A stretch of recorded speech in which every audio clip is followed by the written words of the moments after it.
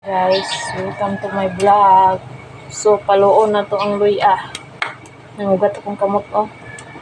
Nagpasabot na buutan kita.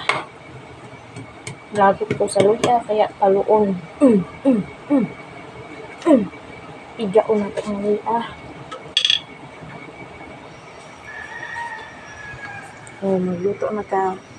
Mo na akong mga ingredients: kamatis, onion, and